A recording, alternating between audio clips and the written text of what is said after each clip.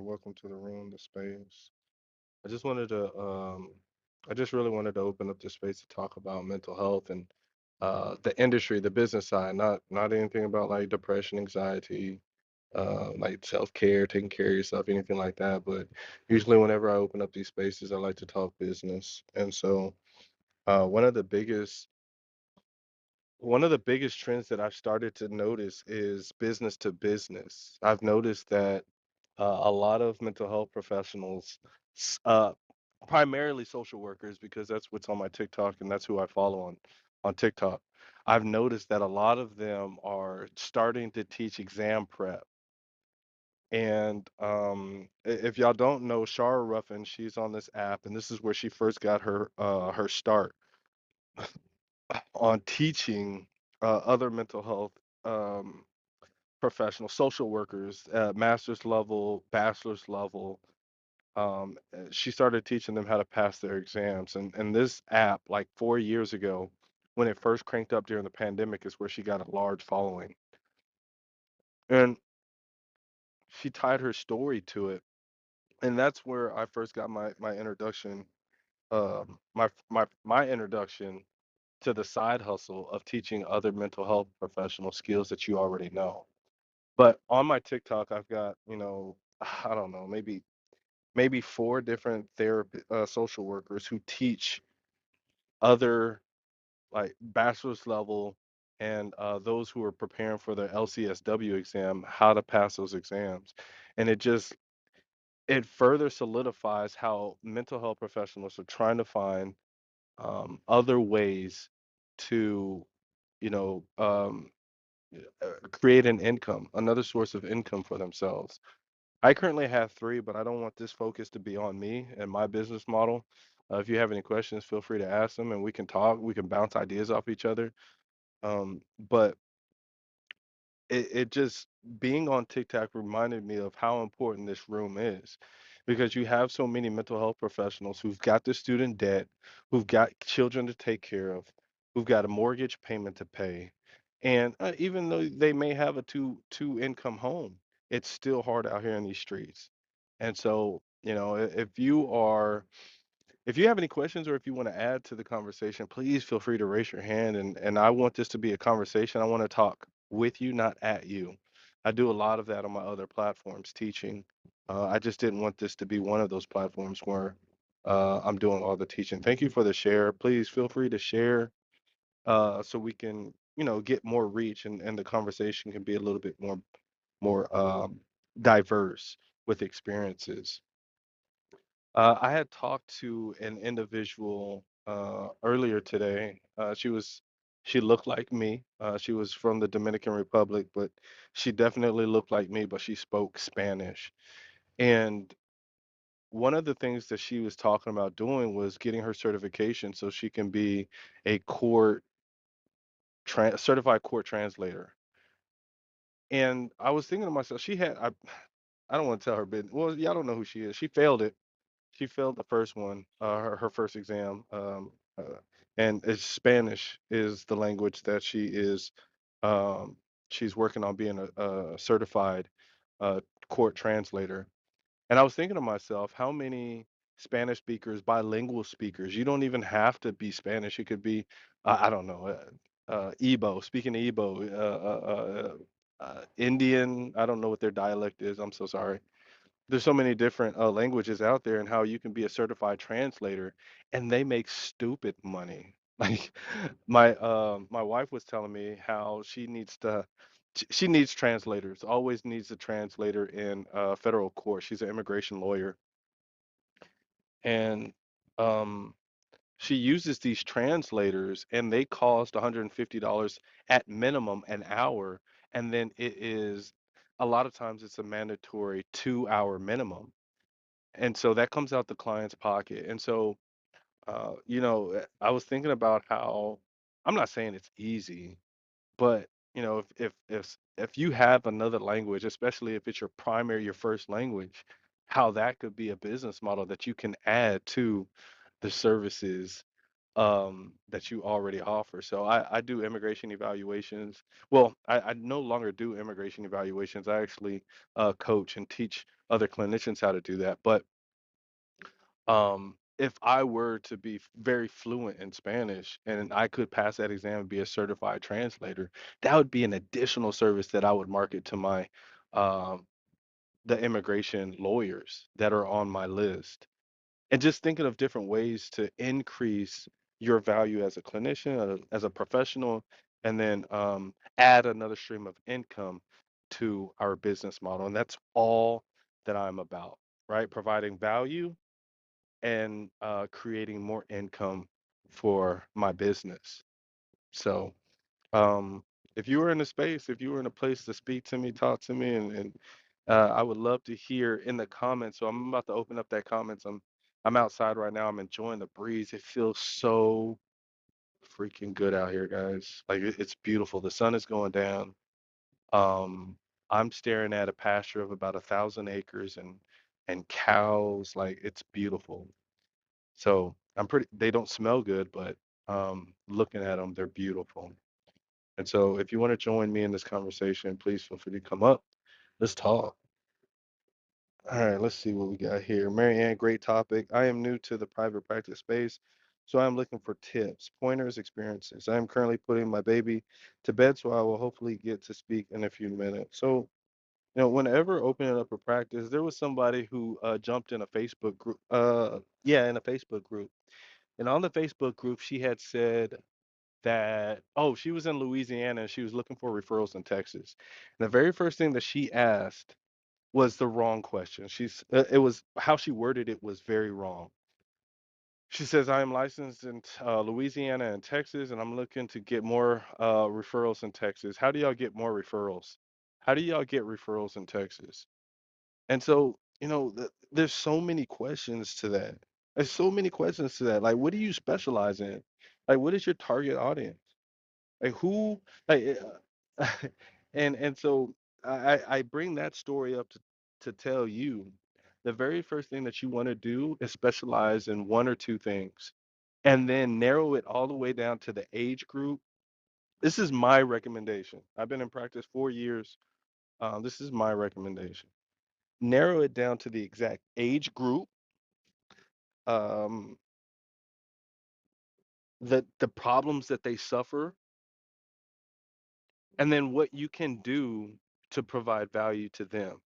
What is so special about you that you can offer the best service to them?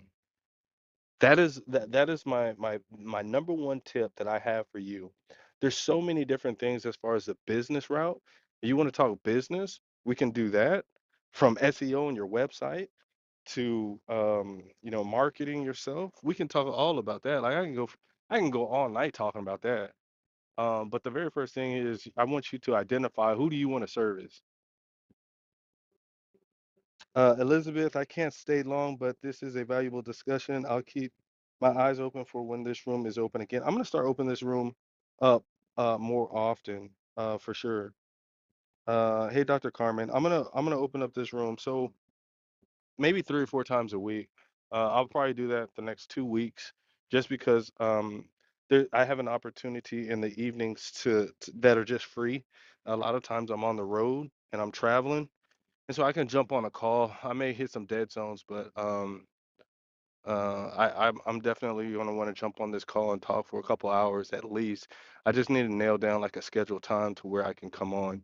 But yeah, best believe I will have this room open, and if it continues to grow, if it grows, then I'll be more consistent. But I just want to try it for 2 weeks. Um, Clubhouse kind of died after the pandemic. After the pandemic was over, people went back to work, people went back to their regular lives and taking care of their bills and responsibilities. And Clubhouse just really crashed. It just really went down. Then they made some upgrades, and people didn't know how to navigate this app. And so a lot of people came back after like 3 or 4 months and confused on how to use it. And so they just gave up on the app even more.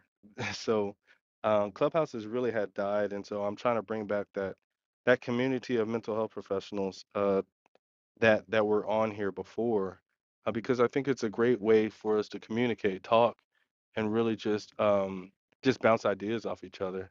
But since you're still here and you're listening, I'm going to speak to you. And if Dr. Karma, if you want to share anything, feel free to definitely chime in. I'm kind of curious if you wouldn't mind putting it in the chat. How did you find me? How did you hear about this room? Was it through the social media post that I just shared, or was it because you were already in my network, in my circle on Clubhouse, and you saw that this room open? I'm kind of curious. So if you wouldn't mind just kind of getting active in the comments and letting me know, how did you hear about this? So that was the very first. That's I, that's my very first piece of advice. I'm gonna bounce. I'm gonna go back and forth. I'm gonna go from. Um, I'm gonna go from just as my experience as a mental health professional and how I recommend you go about your business, and then I'm gonna talk business that's just not taught in grad school.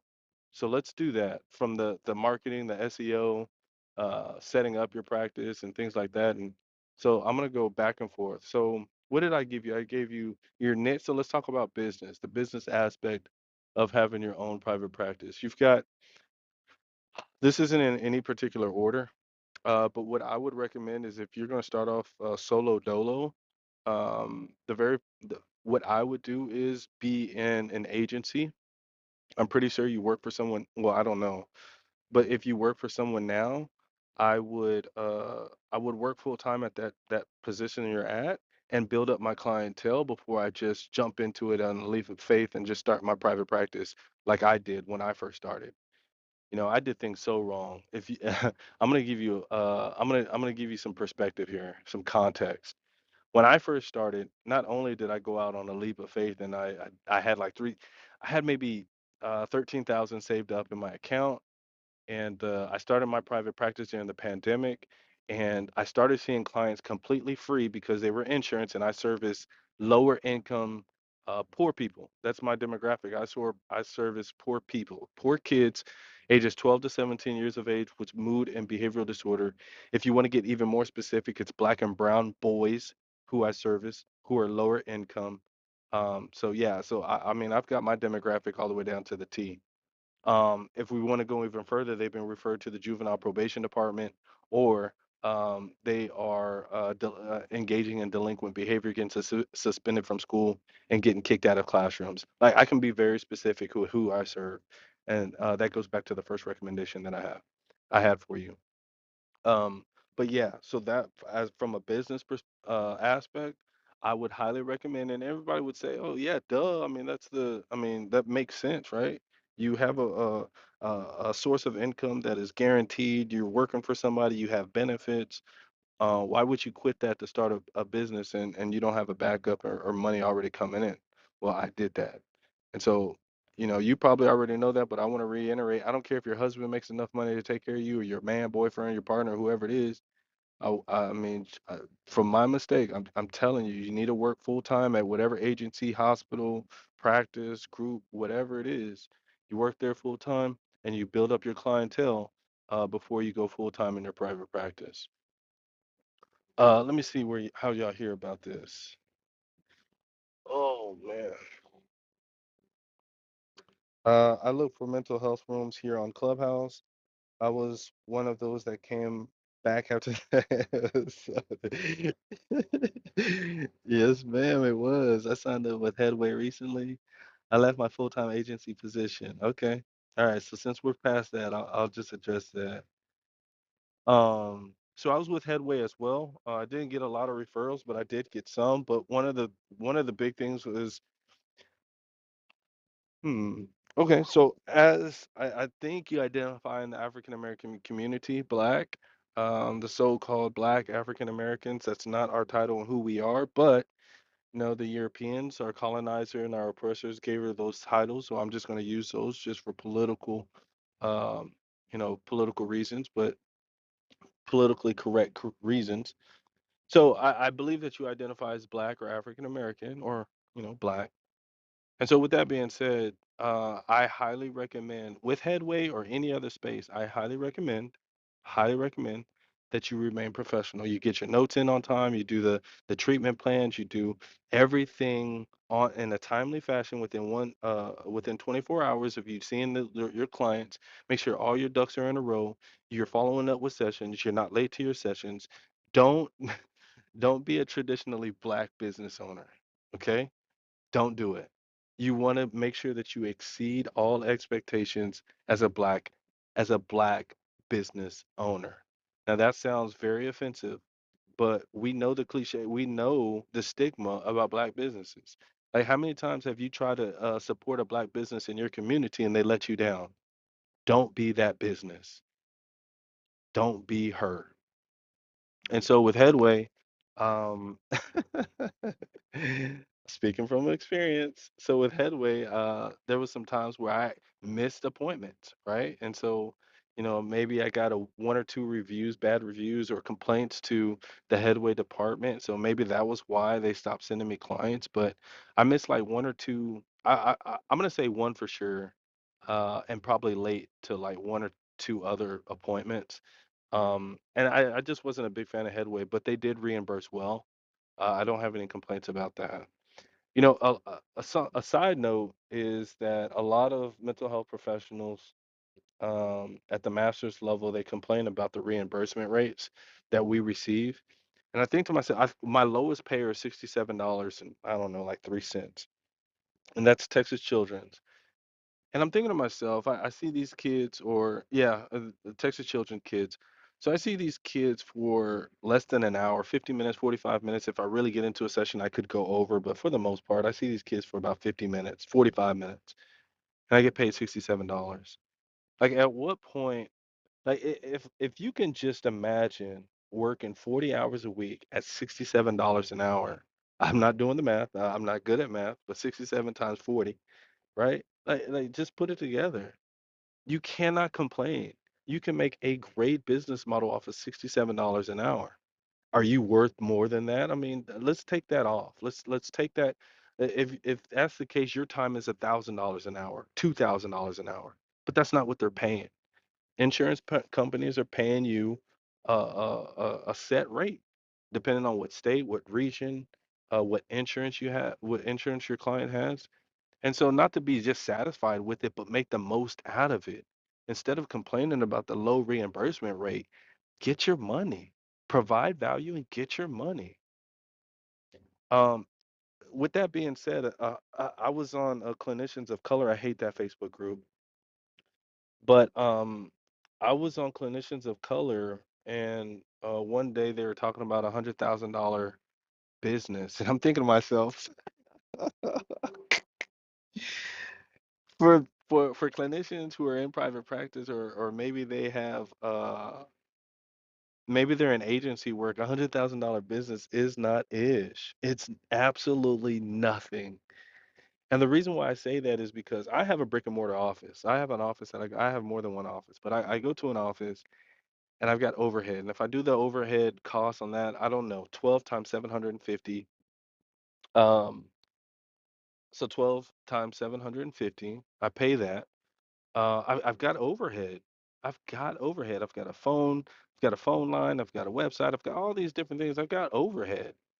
And when you break it down, I got to pay people. I got a billing department. Like when you break it down, $100,000 business, cool. It's a milestone that you met. Maybe your first year or your second year, great.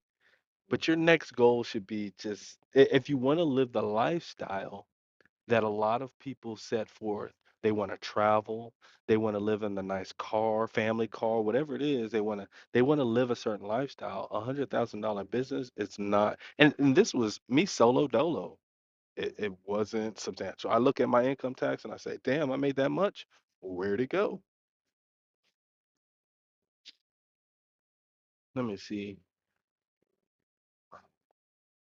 Um, so you left your full-time agency to start your private practice. Let's go from there. Let's go from there. Let's go from there. Um, I hired a third party when I first started. Well, no, when I first started, when I got smart, and it was through a Facebook group. Someone had introduced me to Foxworth Billing. It's some lady with her last name Foxworth. And when I learned about them, they made my life significantly easier. Everything was significantly smoother. When I had people to take off the responsibilities and the roles that I had to take on, I've been studying business and entrepreneur and multiple streams of income for I don't know, since the pandemic. So like 4 years, probably before that, 5 years, 5 or 6 years. But I want to say about a year and a half before the pandemic hit, I've been really studying hard about, assets, liability, and multiple streams of income. And I told y'all, I gave you the disclaimer when it comes to business, when it comes to this entrepreneurial journey, when it comes to private practice, I can talk for hours. So when y'all two start disappearing and I have nobody to talk to, then that's probably when I'll stop talking. Unless y'all want to come up and talk with me. Um, but when I had hired people to take on some of the responsibilities that I was doing full time in my business, it made things a whole lot easier and I could provide more value to my clients. And so if you do what happened was, uh-oh, it says that I had a poor connection, guys or ladies, I'm sorry. But what happens is it relieves a lot of stress. It relieves a lot of anxiety. It relieves a lot of um, pressure for you to do these things so you can focus on things that really matter. I've got somebody who takes care of my money and I trust them. I have somebody who takes care of my billing. Um, and that's one thing that is a huge headache that I don't have to worry about. I have no problem paying them what they charge me because it's not the money, it's the stress and the anxiety and the headache. So with that being said, I was saying a lot, guys. I had a point to that. Once you get in the position, and you can start that right up front. You can hire somebody, a billing department. If you want the information, I'll give it to you, to this lady. And she's real patient. She don't care if you have one client, two clients. You pay her $10 a month until you start growing. Like she don't care. And so I appreciate that. She might start doing your billing like every 2 months because and that's understandable. But hopefully you'll have more than 3 or 4 clients a month or 3 or 4 sessions a month. But anyways, my point is, yeah, I can give you that information, but you can start that off as soon as start your private practice and you get your feet wet. You can say, hey, I need help with you getting me panel with Blue Cross Blue Shield, with Aetna, with I don't know, all the insurances out there, with Cigna, Pat Simpatico. Well, that's Texas. So I don't know what state you're in, but whatever insurance is in your state, and you can see if they know about your state. I know they know about Texas, and they have like accounts in like 2 or 3 other states, maybe more. But Texas is one for sure that they are familiar with all the insurances and paneling. But they do charge an extra fee. I think it's like $150 or something like that for you to get paneled with these different for them to do the paperwork for you. All the electronic submission, your EFT, your electronic what is it? Funds transfer, all that stuff. They'll take care of all of that for you. But it is an additional cost, and they send that bill in once a month. But if you're interested in that, I can definitely send you the people who do my billing. It's very affordable, and again, it relieves your headache. Um, how do you plan on getting clients? How do you plan on building up your schedule? That's what I would like to know. I talk about I teach a course on immigration evaluations and how therapists can start providing this service as a supplement to their business model. So aside from traditional talk therapy, they can learn this new skill of immigration report writing, forensic interview and report writing, and how this can be an additional income stream. And one of the things that I find out is I can teach you how to do this stuff. I can teach you how to write reports, clinical writing, your structuring your reports. Like I can teach you all that stuff. It's nothing. But you getting referrals after I teach you how to do this skill, I've noticed has been the most challenging part for my clients. And so a lot of people get frustrated. My clients, other people, they get really frustrated because they spent this money and now they need referrals. They need to make this money. And I understand. And so my question to you is you open this private practice, do you already have relationships? Are you taking clients from or I'm not gonna say taking, accepting clients from the agency that you left? Like how do you plan on getting those referrals?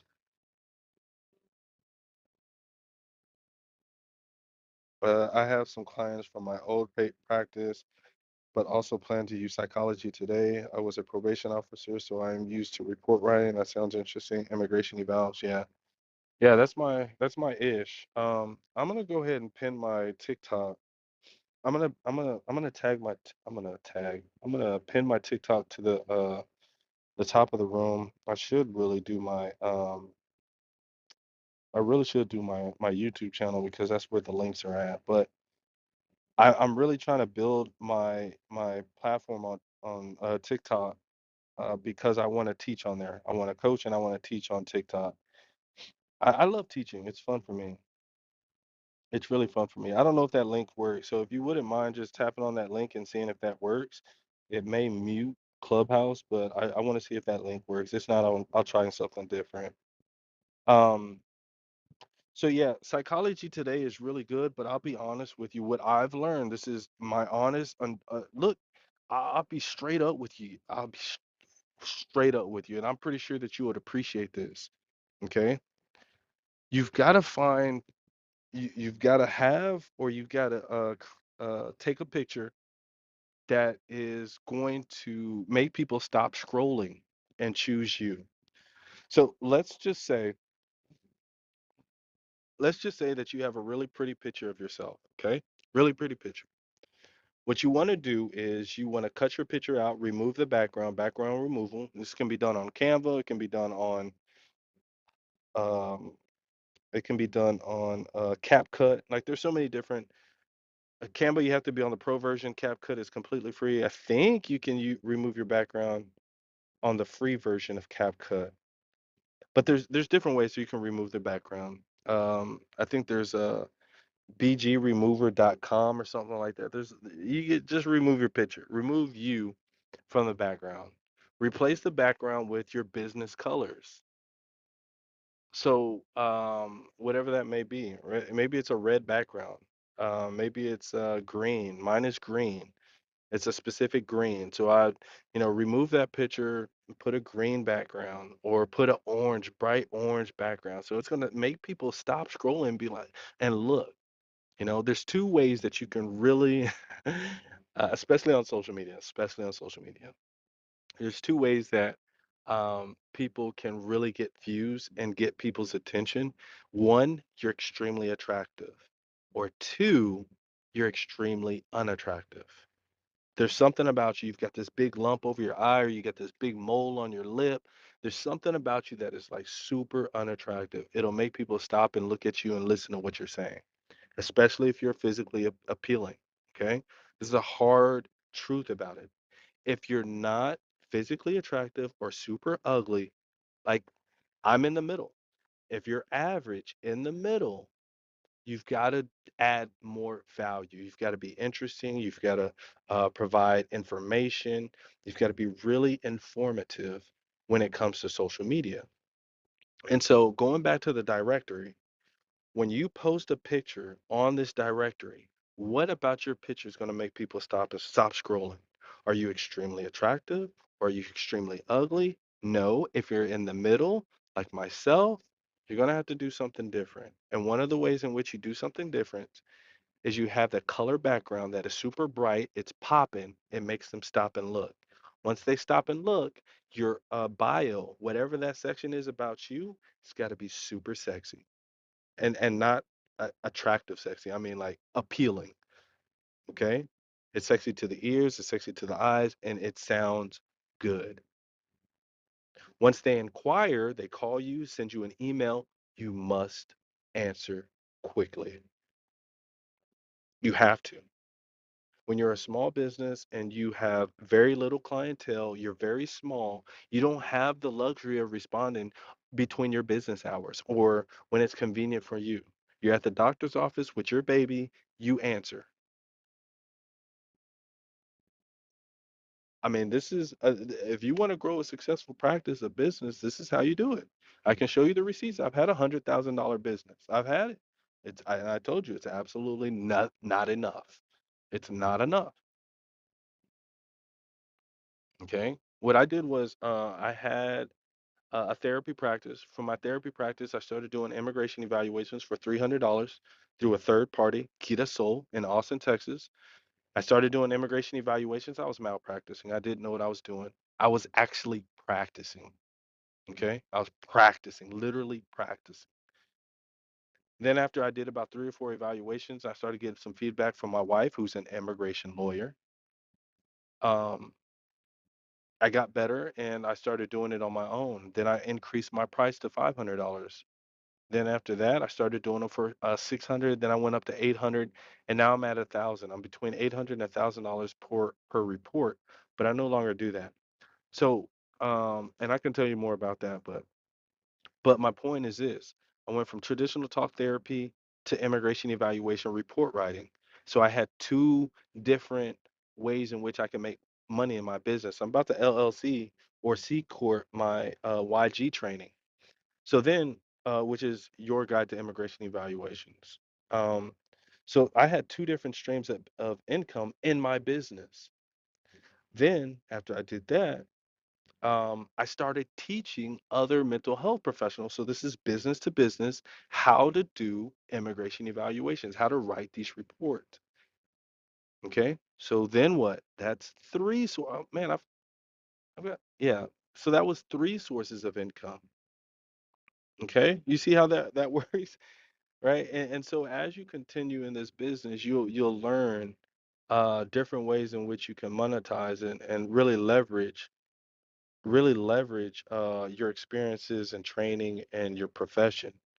Um, so just a heads up. I just ran into some guys I don't want to talk to. So we'll see how this goes.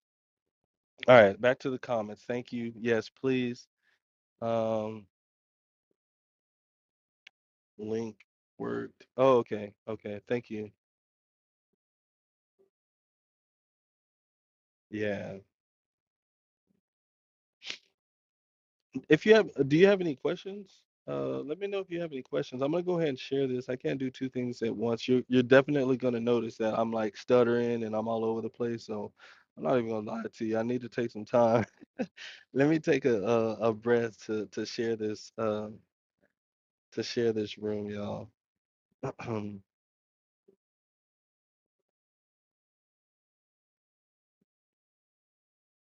Happening now.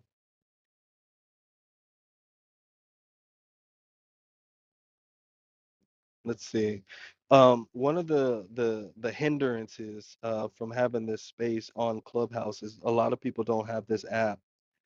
And so, you know, when trying to get a community on here or build it back up, people got to download it. People get kind of frustrated and kind of peace out or turn away from this. It could be a turn off for people, is what I'm trying to say. So, um, but yeah, I'm very passionate about private practice and making money in this business. But the very first thing you have to do is learn how to lead with value. Y'all want to talk about some marketing?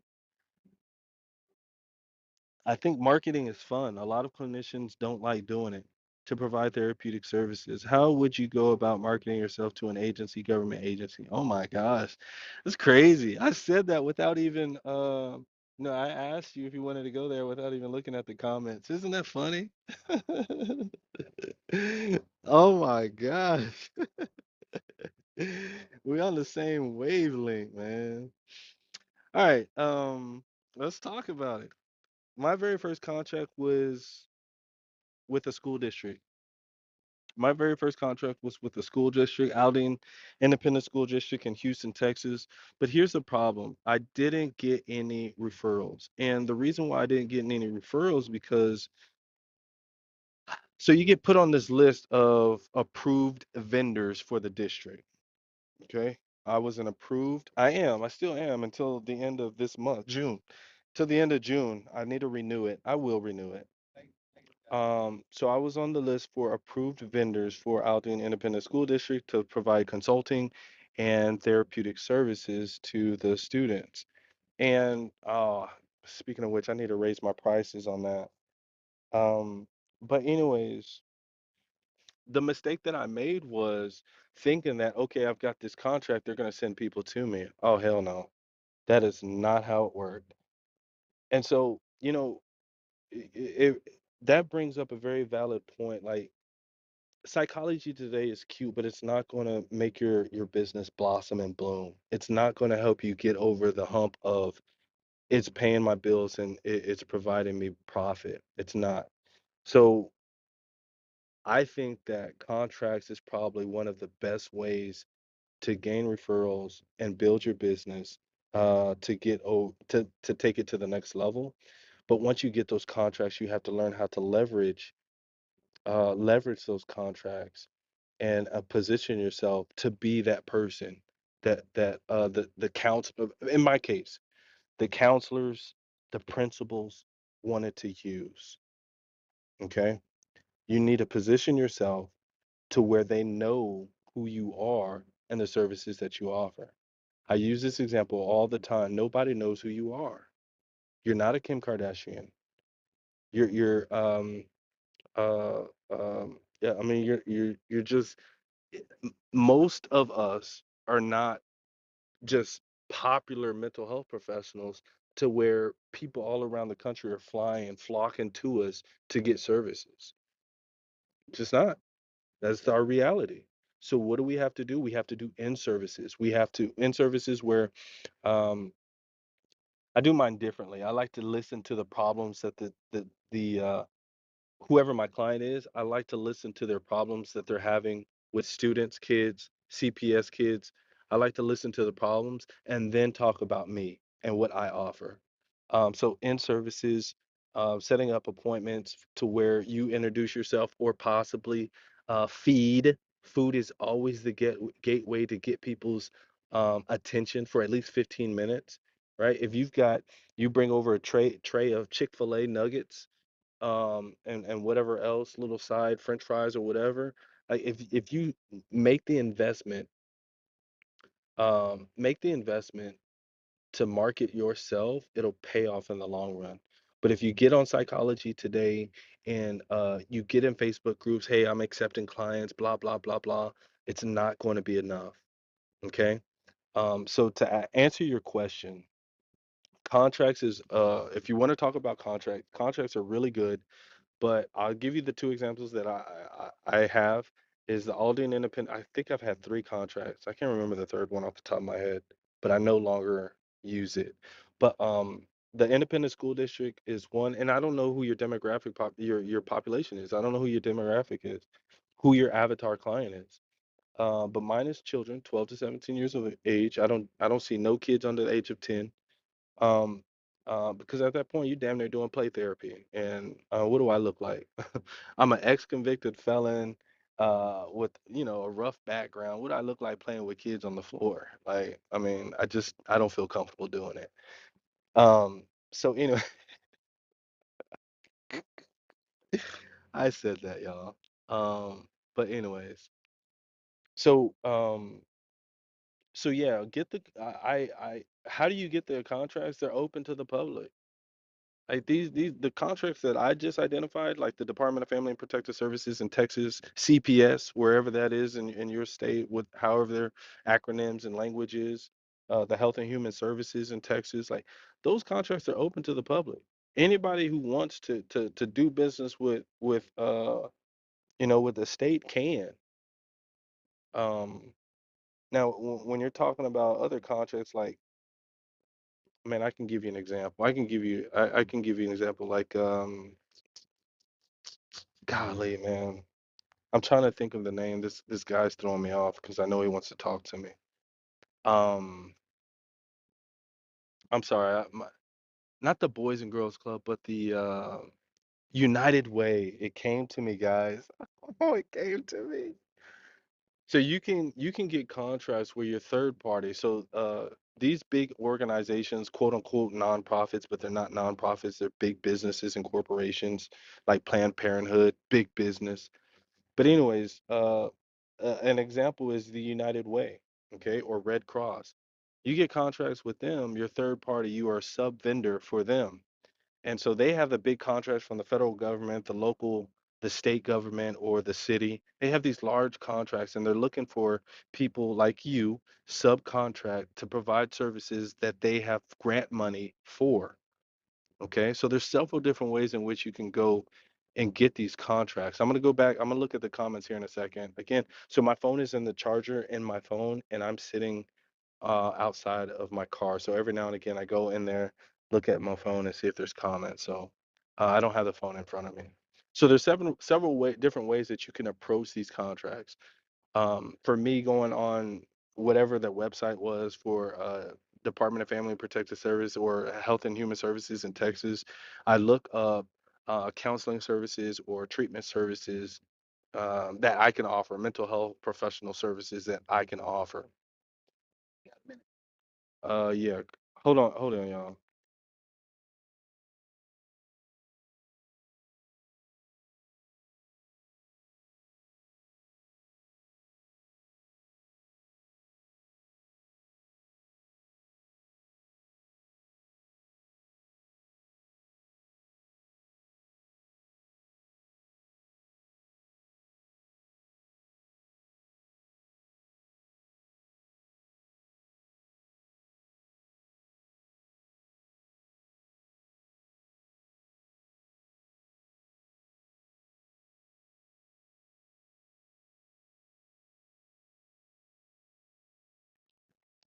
Okay.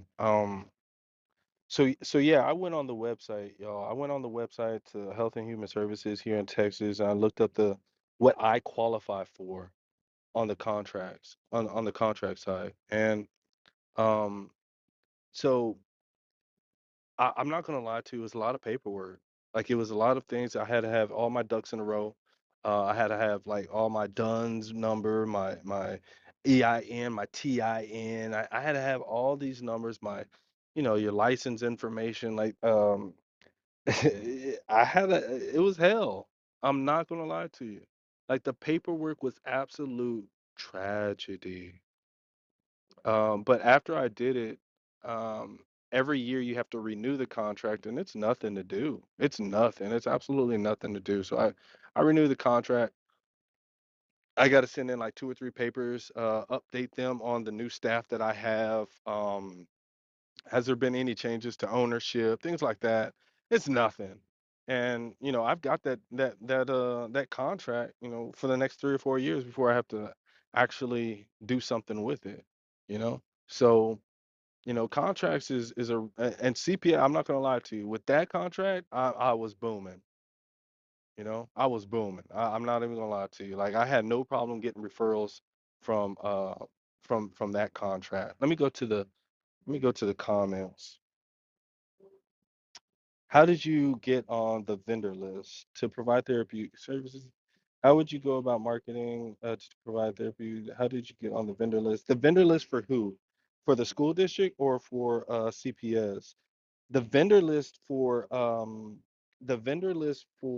the school district was just going through the application process. That app, let me tell you, as long as you have all your legal documents, as far as like how for the state of Texas, it's called the SOS, the Secretary of State. As long as you have like your business, how it's formed, as long as you have all your legal documents, like I put mine in M2M legal docs. Everything that I need to get everything that I'm going to need for contracts and to prove that I am a legit business, I put in one folder in my computer. Now I have that one folder in three different computers and in the cloud, but the more organized you are, the easier it is to submit these applications. Always remember that, please. If you don't take anything away from this conversation, I want you to make sure that you put all your legal documents, all your important documents, organize them in a folder. and you create multiple folders underneath that. So you got one folder. I use my business as an example. I've got M2M, minor to major. So I've got minor to major folder. In that folder, I've got other folders. You click on that folder, you go into Aldine Independent School District contract. Under that folder, I may have DFPS CPS contract. Under that folder, I may have, you see, and so in each folder, I've got different documents for the contract, different legal documents that I need. And so, just to give you context, make sure if you stay organized in that manner, because you're just now starting out, the more organized you are, the easier it is to apply for different contracts. How I got on the vendor list for the school district is I just filled out the contract application. I mean, as long as it's legit, like as long as everything is filled out, you're going to get accepted as a vendor, even if you just started your private practice. Um, I'm going to speak for that my district. I don't know about any school districts or vendor city or government vendor list that you get on, but for me, I just filled it out. Everything was legit. It was incomplete. It was completion. Um, the, I mean, they sent it back like one or two times because I missed a signature or something like that. But after I submitted it in full, I got approved and I became a vendor. And so having that piece of paper, when they sent me that piece of paper, that said that I was an approved vendor for yada yada yada therapeutic and consulting services. The consulting services came from in services. So if I wanted to do an in service, I would say, I charge $3,000 for half a day, which is like 4 or 5 hours, right? So it can be from 8 a.m. to 12 p.m. with lunch. And so, boom, I offer that in service to where I can come in, I can talk about being patient with students who have behavioral issues, who are disruptive. How do you manage your anxiety when a child is being disrespectful to you? Y'all, man, these kids are really bad, by the way. I don't care. You may think these kids are sweet and everything like that, man. These kids are rough. These kids are rough. These kids are rough, especially in Houston. Oh my gosh, man. These kids are grown as men and women and they are disrespectful. But anyway, so how like doing in services on how, I that's the consultant part of that contract. I don't want to go too far on the deep end on offering what I could offer on an in-service training, but that's just an example of the services inside that contract and how I became a resource on the vendor list. Hey Anna, welcome to Clubhouse. It sounds like you just created a profile. Oh, okay, so you're from the YG group. So okay, all right. So Anna, I believe I recognize her name, not her picture, but her name from Your Guide to Immigration Evaluation. She could have seen this invitation on a different platform that I shared, but it seems like with the party hat, it seems like this is your first time on Clubhouse. So if you would like to raise your hand and introduce yourself, I've got two other young women who are on stage who either just don't want to come up or preoccupied or it's not the right time. But I've been talking for, I don't know, since 8 o'clock. So I've been talking for 48 minutes about business in private practice um, and this mental health field. So one of the young ladies has stepped out on faith and gone strictly private practice, and so she's cranking up her business, and so I'm just sharing her some of my mistakes and advice, and so I'm kind of curious, Anna, where are you in your entrepreneur journey, if you are an entrepreneur? So are you agency work or are you private practice? If you have any questions about providing immigration evaluations, we can kind of transition and kind of serve you. I think that I've definitely provided a bunch of value to Mary Ann. Mary Ann, what do you think? It should be the button at the bottom right, should be a hand button. There's a peace sign that says leave quietly, and then there should be a button to raise your hand. All right, so Anna is in private practice. I'm kind of curious to see who your population is, your demographic population is. Who do you serve? What do you specialize in, or if you have a specialty, like, or do you serve everybody?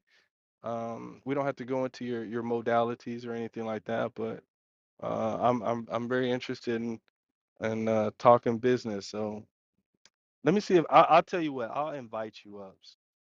I'll invite you up. Bless your heart. Couples and family at the bottom right corner. Yeah, it should be. I'm just gonna invite to speak.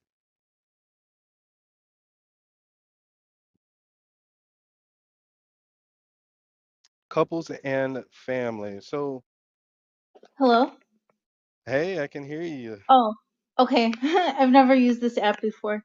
I know it. I know it. And I was actually telling everybody else that that could be a hindrance for people not joining. So, the Clubhouse has been around for about 5 years now, 4 or 5 years now, and it cranked up during the pandemic, and it was really, really, really popular, really popular. It looked like it was growing. And then once the pandemic was over, everybody went back to work and they were like, okay, I've got a life now. I've got responsibility. We're no longer getting these government checks. I got to go back to work. And so they just left Clubhouse behind, and it was a really good a space to really have conversations and have really engaging conversations. And there was a lot of drama at one time, but it was really effective. So yeah, the Clubhouse is kind of a ghost house now.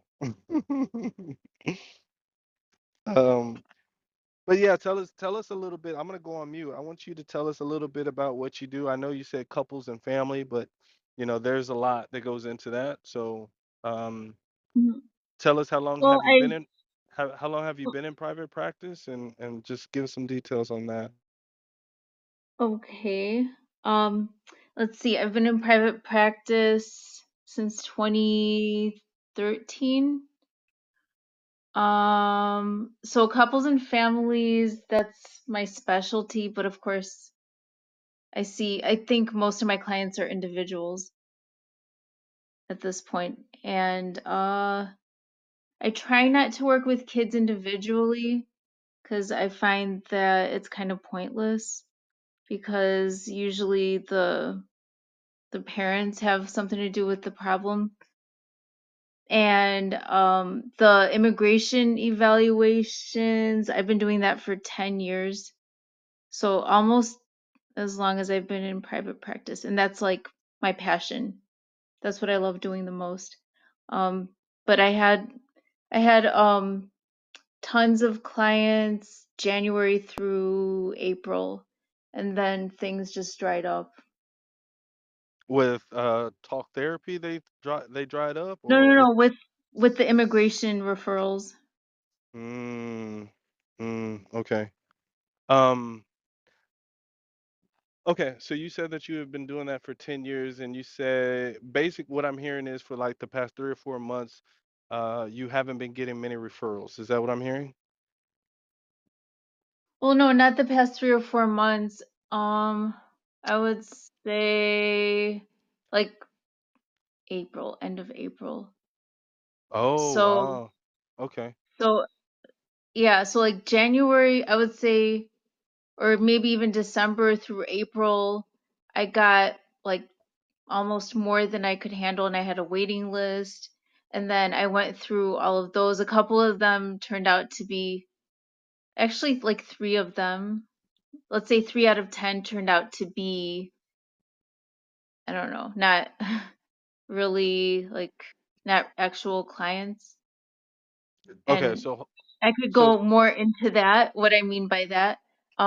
So everything yeah, kind of was curious about great, and that. then you said you want to hear about that? Yeah, I'm very curious about Oh, it. oh, okay. Well, um, so there was one that uh I don't think it was for a U visa, Mm-hmm. and I don't, and she had been like hounding me for months, and I had to put her on a wait list in order of when she contacted me. And then by the time I got around to her, I was like, okay, I'm ready to schedule your first appointment.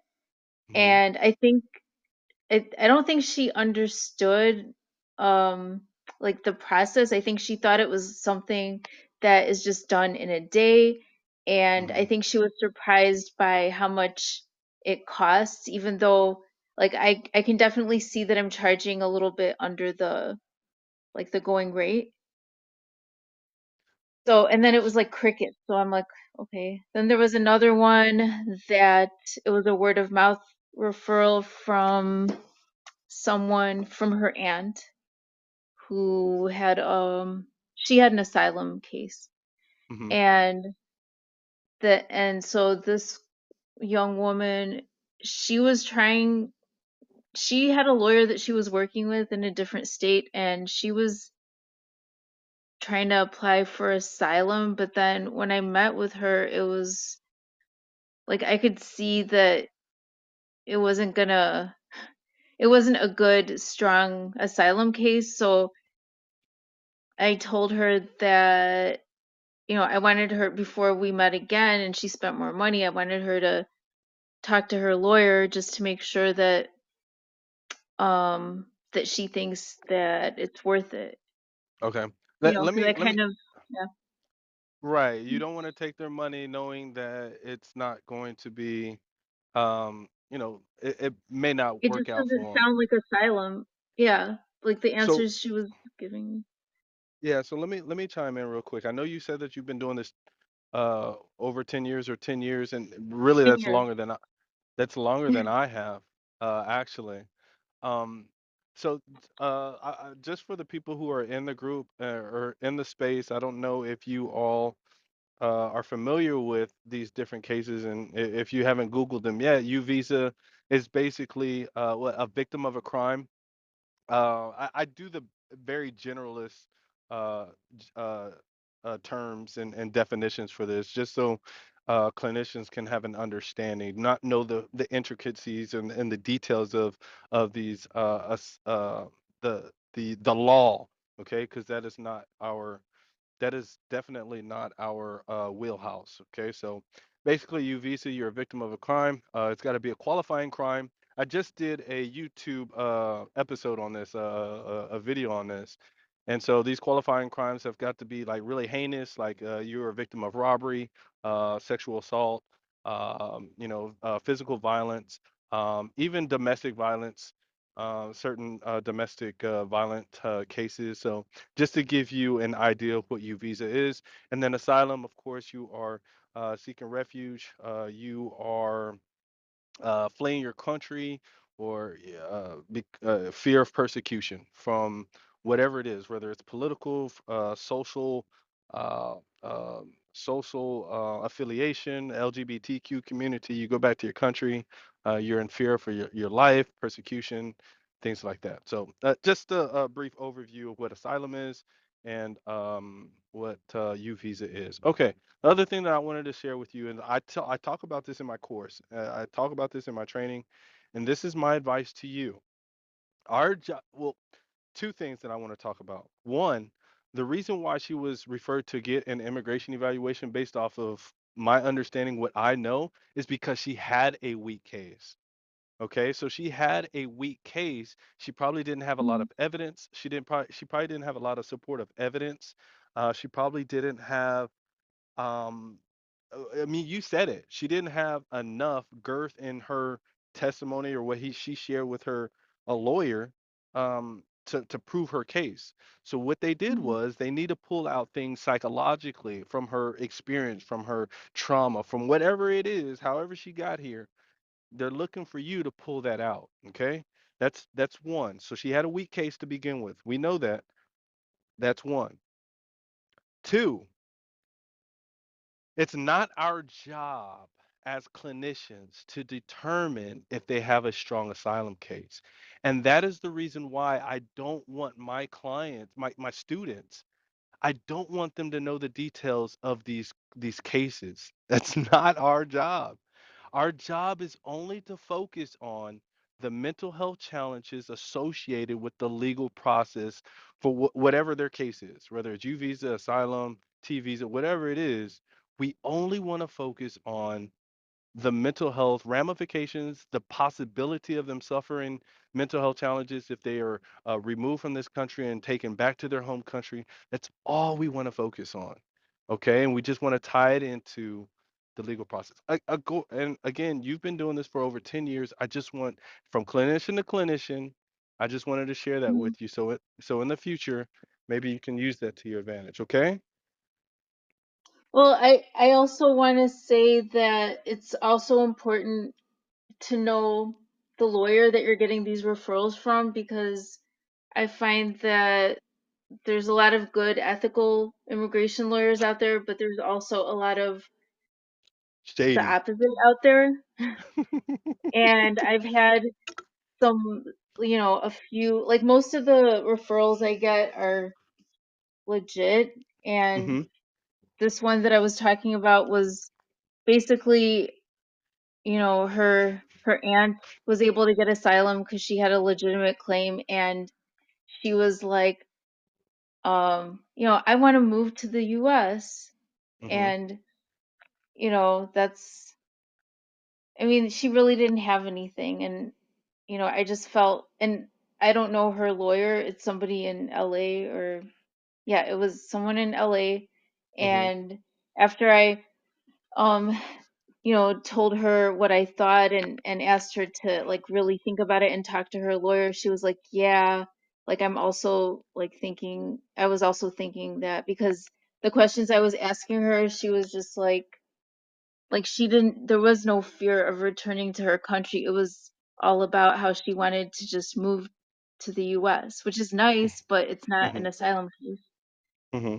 What So, what I would do, that's happened to me twice. Once, well, three times. But two different incidents, and it's like the same reason why I wanted to reach out to the attorney. So I had a couple. They weren't married. One was married, and the other one were like in a romantic relationship partnership. And so they mhm, reached out. It was a hardship, and so a hardship, a family member or a loved one will suffer greatly if this person is deported. So I was interviewing the petitioner, the person who was vouching, like, "Hey, look, I need this person here. We have children together, yada yada yada." And so we schedule the appointment. By the time the appointment comes around, they're beefing, right? So they the are like, couple. yeah, so they're like, I don't, Oh, her attitude was, I don't give a F about this guy. He can leave. Like, that was her attitude. She didn't say that, but that was uh-huh. the attitude. So immediately I was like, uh-oh, something's going on between the two of them. She came with the baby or with the two kids, and he was at work or something like that. But I knew there was a shift and the energy. She didn't want to release any information, like a lot of oh no, we'll be good, like, oh no, I get this money and I can do this, I can take on second job, like it was just like, Mhm. okay, yeah, yeah, it's to the point where you don't want to help this guy. And so then that's when I finished the interview and I reached back out to the attorney. And you always want to revert back to the attorney, well, i- i- in the event that you complete the evaluation. You go back to the attorney and say, "Hey, listen, this is what was divulged. This is what I got from it. This is the energy that I received. Like, you may want to talk to this person to see, or you may want to talk to your client and see if if things have changed or what have you. But based off of the information that I have, this is what I'm doing with the report." And so it's really good that you have that release of information to talk to that attorney, so you can iron out some of those inconsistencies if they ever come across your radar. So I've definitely done that three times where I had to do that. Say, hey, look, this person didn't give me a lot. On outside of the relationship, there was another case, one other case, and I said, hey, listen, this person is claiming this and it's asylum and didn't give me a lot of fear or uh, didn't really share anything with me. And then I also have a template on my course where I talk about how sometimes people can have a lapse in memory due to trauma. And then you talk about how trauma has it can cause a negative impact on how we can regurgitate memory and how we can suppress memory. And so you go into this yada yada clinical talk about that. That's also an option. But before I do that, I always want to make sure that I consult with the attorney. So that's really good. really good stuff that you shared. So glad that you shared that. Yeah, that's I think that's super important to know, like, know who the attorney is. Like once you get to know them, and I also like when I reach out to immigration attorneys to try to do like some marketing, Hmm. I also check their ratings. Reviews. Hmm. Yeah, their reviews. Like if it says 1 star, like somebody had they had a 1 star review and it said all he talked about was him and his wife are going to Miami for a vacation, then okay, Hmm. I don't need to be dealing with a lawyer like that. Hmm. Yeah. So I look for at least like 4 or 5 star rating. Yeah. Um, so are you familiar with the Immigration Institute with Claudia? It's another Facebook group. They're at like over 2,000 members or something like that, maybe more. But this lady, she also teaches clinicians how to do immigration evaluations. She has a directory, and so when you posted that about any clinicians who offer immigration evaluations in the state of Colorado, I immediately thought about her group because she has a directory. Now, she would probably redirect you to sell her product, right? So if you know, Oh, yeah, she would probably do that for you to sign up and be on her directory. But she has a lot more clinicians who are, in her umbrella, in her web, to where I'm pretty sure that she has multiple clinicians in Colorado who are doing immigration oh, evaluations.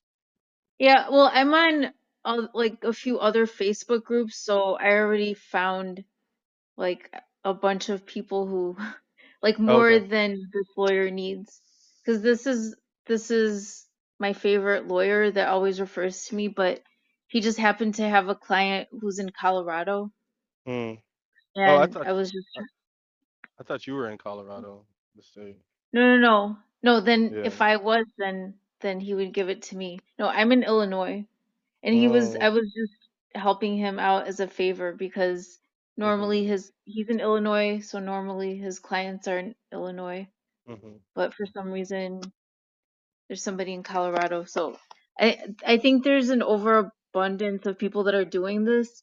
Since I started, there's like a million people, well, not a million, but it feels like a million more therapists that started doing what we're talking about. Yeah, and it's funny because I feel like there's not enough clinicians who know. Like there's still so many that I was like, "Oh, I've been doing therapy for 15 years. I've never heard of immigration evaluations." I get that almost on a weekly basis. And so they almost think it's a scam, and so they have to like do their own research, and then they really understand like this is another source of income that they can implement in their practice, especially if they're bilingual. And so I still feel like there's a lot of work that I can be doing as a mental health professional who offers services to the global community. But I mean, you're right. There are a lot of clinicians that are starting to be more aware of this niche and start getting into it.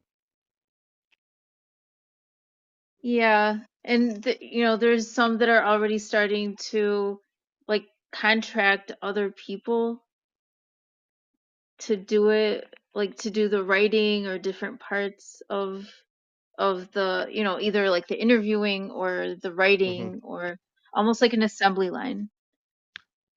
So I talk about that. So I know a psychologist in Houston. And his business model is he has, lots of Spanish. He's like 5 or 6 Spanish speakers, like 3 or 4 at the PhD level, and then 2 or 3 at the master's level. And and some of them are interns, and he signs off on the report. So, Mhm. um, so what he does is they call him, and he delegates the reports to his clinicians. They write the report. He's supposed to review the report and then sign off on it. And that's what I just know he signs off on it. I don't know what he does in between. If he reviews it, sends it back for edits, I don't know. But he signs off on all the evaluations that go out, unless they're fully licensed uh, clinicians. Then he doesn't have to. But that's his business model. All he does for the most part is psychological evaluations. That's all he does. And his referrals go to his client, his staff, and he charges a fee, and he gets maybe $300 or $400, and the staff member gets $100 or whatever, however he pays them. Hmm. But I know that he charges $500, and he is a PhD level clinician. But this is the caveat. Listen to this. He does a 3-page report and submits it. Oh, and that's acceptable because that's like what I do is like like 10 times that. And no, I don't know anyone who's charging less than 1,000 except me, and I'm like almost there. hmm Yeah. So if I were to do evaluations, I stopped doing them. So what I do is I s- I pass them on to my 1099. So people who take my course in the state of Texas, they take my course, they learn how to do immigration evaluations, but their clinical writing skills are just really poor. They're not ready to go independent and on their own. I don't feel comfortable enough to say, hey, listen, you're good to go. Um, and so what I do is all the referrals that come to me, I give them to those 1099. So I 1099 those people. I give them all the money. They can take all the money, and I just edit their reports, and I send them back maybe 4 or 5 times, because And you they're don't right. charge, you don't take anything for No, your time? no, absolutely not. And that's another benefit that I do is people who sign up for my course, I walk them through their first report. So my course is $497. They get their first report. They may charge them $550 just to get their money back. That is what I recommend. Get your money back. And then I walk them through the whole process of writing that report, interview, all that stuff. And so it's just something that I like to do. I like to coach. I like to teach. I'm passionate about it. And so I'm good. Well, all those people are very lucky. But also you're in Texas, I'm in Illinois, so hmm immigration court in Chicago is, I think, it's not just for Illinois, it's for like 3 other states. Even Oh, Tennessee, I think, has to come to out to Chicago if they oh, go in person. wow. Wow. Wow. I And I didn't know know that. that immigration court is different, like depending on where you are. Like for example, I was told that the one in New York has the highest rate of approval for asylum. And then there's like some other court, I don't think it's Chicago, but like somewhere else in the country has the lowest. So it So all depends on like the where you, district you're in. yeah. Yeah. And yeah, I mean Houston, I don't know, like Texas, I thought they were It's like sending Oh no, like Texas is tons tough. of. Texas is really tough. It's a conservative state, but at the end of the day, there are districts that are more lenient on approvals and acceptance and the applications, but for the most part, it's hard to get approved for asylum, period. And they're making it increasingly more difficult. I did a video on that. They're making it more difficult to apply for asylum. At one point, they say you could apply for asylum from running from the cartel, right? There were gangs in El Salvador, in Honduras, and Guatemala, and my family was threatened by the MS-13, whatever it is, and they have reports and they have all this, but they're making it harder for people to file for asylum if they're running away from gangs and from the cartel. So, um, I say all that to say that in the state of Texas, it's hard, man. My wife is probably one of the best immigration attorneys in the city of Houston. A beast. And when I say that, she cares about her clients. She fights literally, not physically, but she fights hard in the courtroom. She cares about her clients, and she knows her stuff like the back of her hand. She doesn't have to get on the computer. She doesn't have to look up law. She knows it like the back of her hand. And so that's why I say she's one of the best in the city. And then Well, people in so her face. Go ahead. oh, sorry, I was just gonna say, so you're married to an immigration attorney, so like Mhm. you should have a steady stream of referrals. I mean, So, so for ethical reasons, she has to have. You're saying that my wife referring people to me, so she has, but Well, like, yeah, is that allowed? Yeah, so there's ethical guidelines that we both must follow, and one of them is that she puts me on her referral list, right? And so with me being on her referral list, there's about three or four other people that she recommends. Oh, Um, yeah, and so that's just the ethical way of doing things. And then uh, uh again, I don't do the report. I don't care to do the reports right now. I oh, okay. Yeah, I don't care to do them. Um, but I can. I just choose not to because I've got clinicians. But I've got like three left that really need to get some practice in. Okay. Well, that's convenient though. Yeah. Yeah, I mean if I have any questions. Matter of fact, she was the very first person of two who introduced me to immigration evaluation. She got this really shitty report from someone who submitted it from Austin, Texas. And this therapist was a social worker, and this guy had submitted a report with a different name from her clients, right? So that was one error. And he had multiple grammatical errors throughout the report. And she said, "Hey, listen, this is wrong, this is wrong, this is wrong." And so he had, and that I learned from that. She said, "This pisses me off. You can do way better than this guy." And so she talked to me about immigration evaluations, and she said that you could do this once you're fully licensed. This was before I was fully licensed. And then Mhm. once I got fully licensed, a young lady named Shahada had put me on. She says, "Hey, there's this training.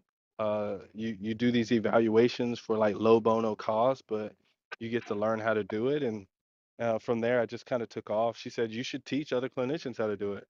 And so it just took off. It just took off from there. Well, that's cool. That's a very cool story, and it's really nice of you to help them out and not even take any money for your time. Yeah. But make sure on this platform you follow me, and make sure that you click the bell because, like I said, I'm going to start doing more of these rooms, like 3 to 4 times a week. Hopefully, I get more people who come up on stage and talk to me, so it's not just me. I feel like sometimes I can ramble because speaking with the utmost humility, I'm a little bit more knowledgeable about, the business aspect of the mental health industry and our profession.